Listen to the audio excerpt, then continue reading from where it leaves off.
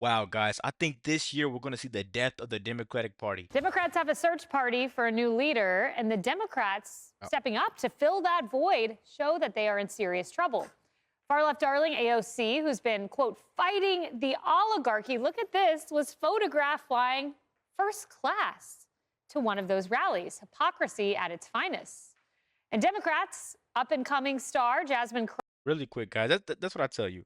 These rich people will sit there and act like they care about the environment, they care about you, while they have million-dollar homes all over the U.S. and they continue to fry private. You know, that is the biggest amount of hypocrisy I think that goes on in politics. They act like they care about you, then they go do one thing. I've been saying it for a really long time. Sorry to pause the video right now, but they'll distract you with the left-handed and immediately punch you with the right. That's a Democrat for you. Let's keep going. Crockett just added another moment to her long list of shocking comments. Look.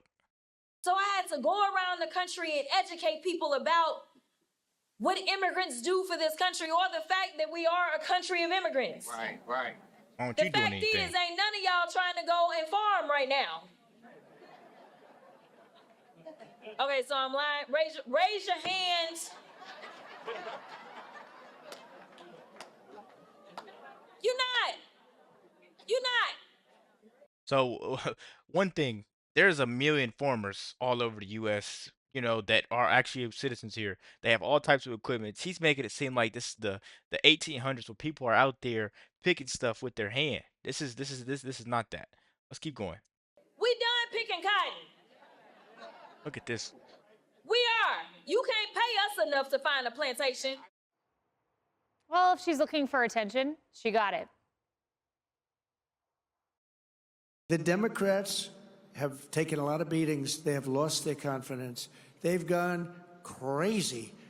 They've gone crazy. How about this new one they have? Their new star, Crockett. How about her? Is that real? Are they serious about that? That's their new star? If that's their new star, they're in serious trouble. I mean, this is Crockett. Oh, man, oh, man. Carly, well, if you look at the wall, I mean, he's right. Crockett gets 4% for those looking for a new leader. Yes, I see that wall. And I'm sure people will say, there we go, we got it. Okay, well, first of all, speaking of Jasmine Crockett, I would... Really quick, guys. I think AOC and Jasmine Crockett are perfect representatives of the Democratic Party. That just shows you what that party is about. That's what I meant to say. That just shows you that. But these people are just delusional. Delusional, and they're always in their statements with let's go after Trump, or they played a race game. That's all they have. Love for her to make the case for illegal immigration to all the people who live on the south side of Chicago and use that rationale and see what they have to say about it when they're up in arms over how illegal immigration has impacted their life. The other thing is what Bill Maher has recently said, how he says that Donald Trump is an alpha. Democrats, when they're thinking about a leader, need an alpha. Tim Walz is not it. And he also talked about authenticity. And he said that if you're a politician, you need to lean into who you are because people can smell a phony from a mile away. That is what politically damaged Kamala Harris to the point of her election loss. And looking towards the future really could damage Gavin Newsom if he plans to run, because he says one thing and does another, from everything from the French Laundry situation to transgender women in women's sports. Democrats don't just need a leader, they also need a message. Like if you look at this hands-off rally that took place this weekend, it was all about hating Donald Trump, Elon Musk, and Doge. So we understand what they don't like, but what are you for? So Right. I'm waiting for a fresh new idea. So far, I haven't seen any. Well, I do want to play this. Gretchen Whitmer trying something a little different, trying a new message, and it involves supporting part of Donald Trump's agenda. Listen. I understand the motivation behind the tariffs. And I can tell you, here's where President Trump and I do agree. We do need to make more stuff in America. More cars and chips, more steel and ships. We do need fair trade. Really quick, guys, just to end this video out. You know, in the 1800s, the Democratic Party, the party of slavery, was like, who will pick the cotton? Now, fast forward, it's 2025. Now the question comes again, who will pick the cotton? Delusional at its finest. That's what I've been trying to say for a really long time. Whoever goes out and they vote blue, they don't care about the future of your kids, the future of your family, the future of Earth at that. It seems to me to be once again extraordinary that people are mad at President Trump and Mr. Musk for the process they're using. But no, they're not mad about the money being wasted. I mean, Mr. Musk, whether you like him or not, he's found, for example, $7.9 million we spent to teach Sri Lankan journalists to avoid binary gendered language. He's found money that was given to an NGO to empower the LGBT community in Armenia. He found $1.5 million that we spent to rebuild the Cuban media ecosystem.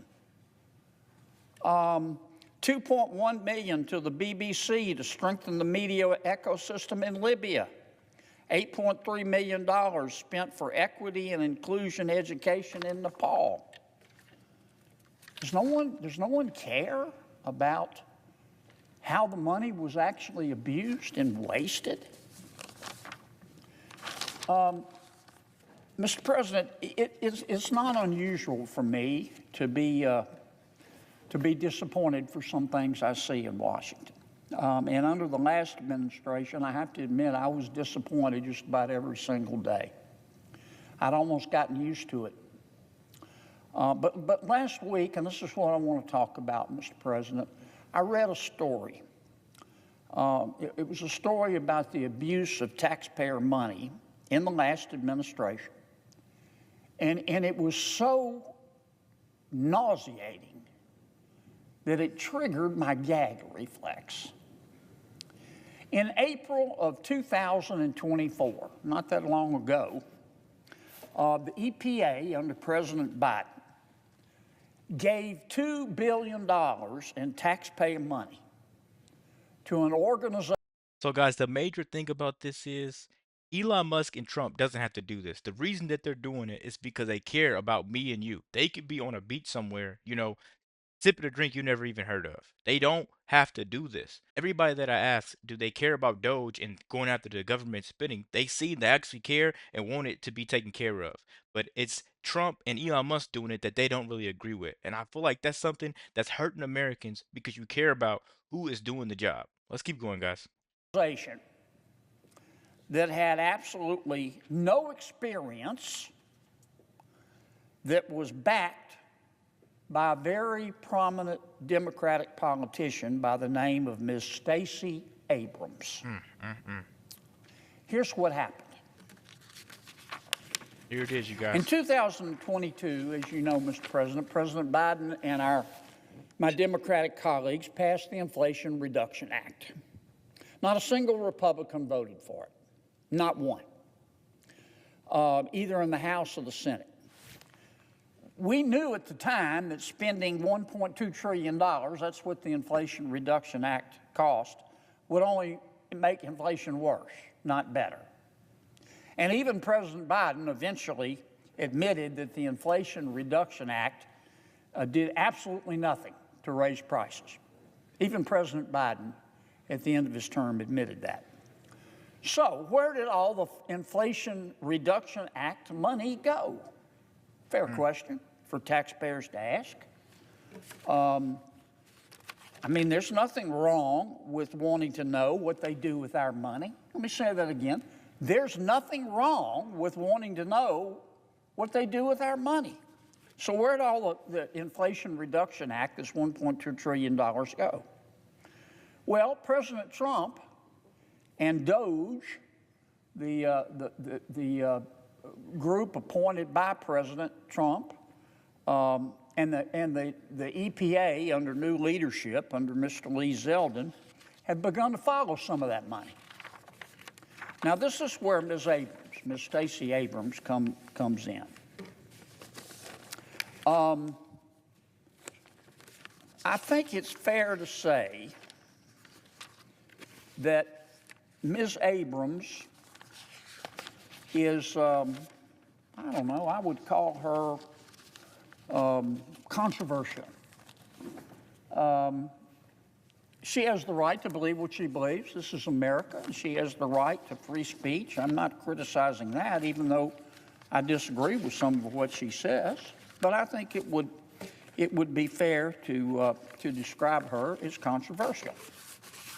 She's probably best known for the fact that she ran for governor of Georgia twice, and she lost. In her career, Ms. Abrams has said the following. I don't want to just articulate hyperbole here. I want you to read her words, not mine. On April 20th, 2024, Ms. Abrams appeared on MSNBC with Reverend Al Sharpton, and this is what Ms. Abrams said, quote, "What we know is that the attack on diversity, equity, and inclusion, DEI, is an attack on democracy." On September 20th, 2022, during a panel discussion in Atlanta, Ms. Abrams said this about a baby's heartbeat, a fetal heartbeat, the heartbeat of a baby in a mother's womb. This is what Ms. Abrams said about a fetal heartbeat. She said it is, quote, a manufactured sound designed to convince people that men have the right to take control of a woman's body, end quote. My word, her words, not mine. In May of 2022, during a Georgia gubernatorial debate, she's running for governor of Georgia now. Ms. Abrams called Georgia, quote, the worst state in the country to live in. In October of 2022, during another Georgia gubernatorial debate, Ms. Abrams accused the sheriffs, all of the sheriffs in Georgia who endorsed her opponent, Governor Brian Kemp, of wanting, quote, to be able to take black people off the streets. In October of 2022, Ms. Abrams appeared on MSNBC. She suggested that abortion is a solution to inflation. Here's what she said. She said, quote, let's be clear. Having children is why you're worried about your price of gas. It's why you're worried about how much food costs, close quote. Her words, not mine. Let me say again, Ms. Abrams has the right to her opinion. This is America. You're not free if you can't express yourself. But I do think any fair-minded person would have to conclude that Ms. Abrams is controversial. Not only that, guys, but she's extremely, extremely corrupt. Just when you thought you wouldn't meet anybody way worse than Nancy Pelosi, she appears.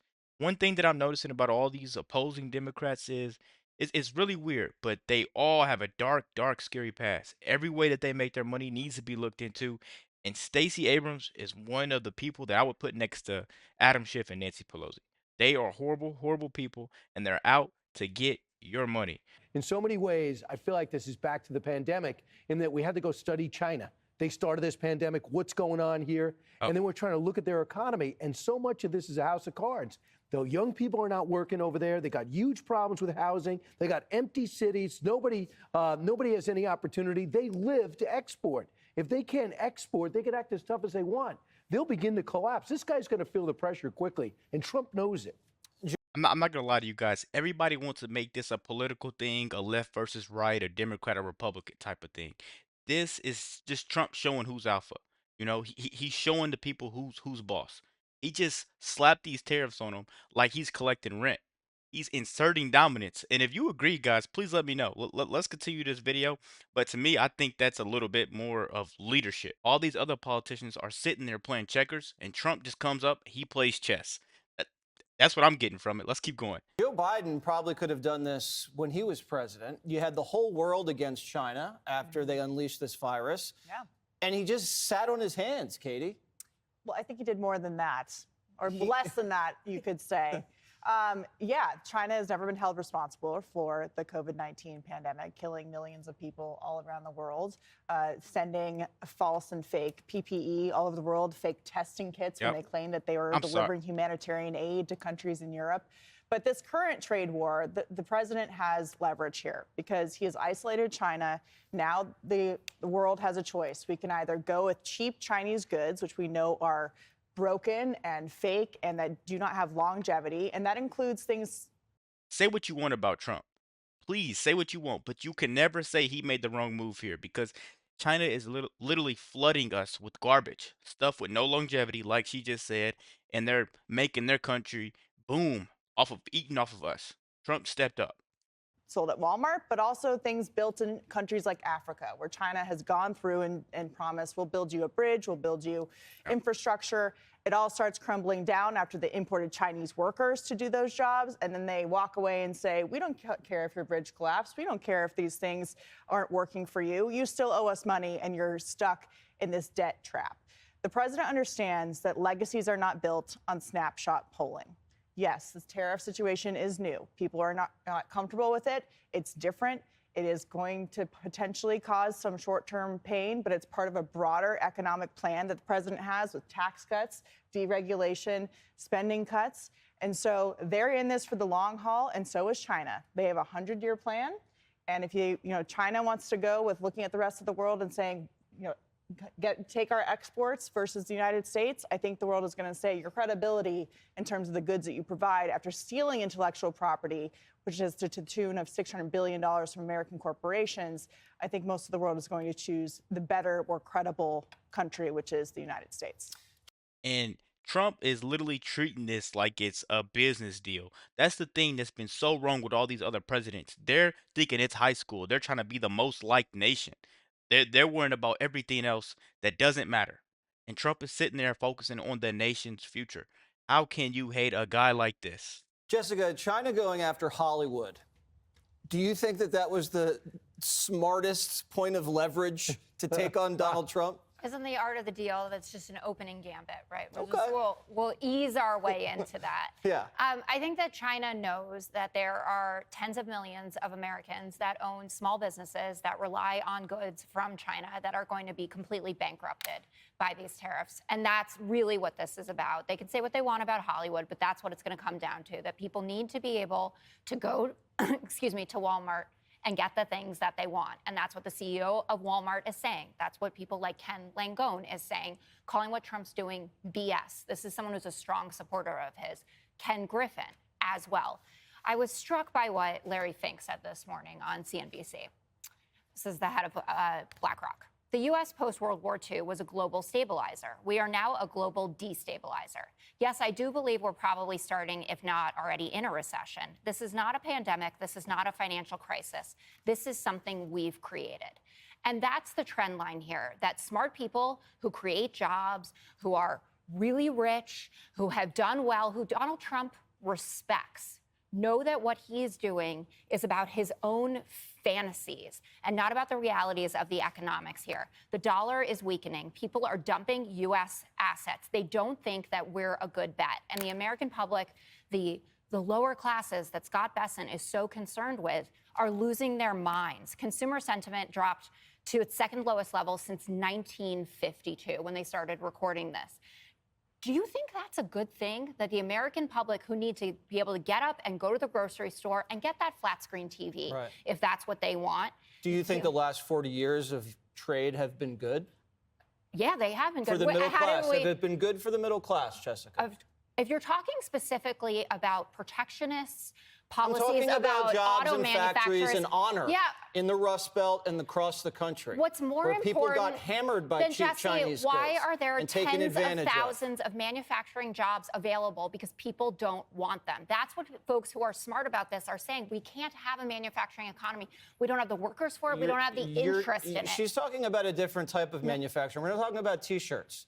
We're talking about aerospace. We're talking about steel. We're talking about automobiles. We're talking about robotics and AI. Those are the types of high-tech jobs the president's looking to return. But I also think that the arguments over volatility or the arguments over the small business reliance on certain things, it's very short term. It's very myopic. It reminds me of sort of if someone's breaking up with a violent, controlling partner. And it's like, well, but all your friends are through me. Like, it's sort of a dependence that's based on a total fallacy of trust. And the reality is that in the last 40 years, our deficit to China is not only at times in the trillions, but up to the billions in terms of the trade goods deficit. But we also, when we had to bail out American workers, for example, to the tune of $27 billion, 26 billion of that was tethered even to China. Us bailing out our farmers because of our dependence on China still required a dependence on China. everything that we do has been absolutely tethered to this country that has such a lopsided power differential. And finally, we are reclaiming. And the extrication of a system that has had us under its heel for the last 40 years, as we have created a system where we rely on cheap, faulty goods that are destroyed, that we've sort of fed into this consumerism, fast casual lifestyle. It's okay to put that on pause while the extrication has a bit of growing pains for the long-term self-independence so that we don't have to have such a lopsided existence. I don't buy that the status quo, because it is somehow the reason why it should remain. And I note, too, that despite the confidence in the stock market at this moment, I think there's a greater appreciation for the short-term value of it, because the #1 cabinet member currently of the Trump administration that has consumer confidence, that has voters' confidence, is Treasury Secretary Scott Bessent. And so I think to that point, people know that they're making a good decision that might hurt for a short amount of time, but in the long run, it will be so much more valuable to be untethered from China. And to see these deals. I'll tell you guys right now, you can't argue with some people because some people just don't understand it. They think weakness is a strategy, and Trump understands that if you sit there keep thinking this is kindergarten, China's just going to hand over better deals, you're going to catch a nuke thinking like that. You got to stop being a soft person at some point, and Trump is showing you he's a politician with a backbone. Let me know what you guys think about this quick video. Be sure to like, comment, subscribe if you're new, and as always, let me know what the act 2. We're out.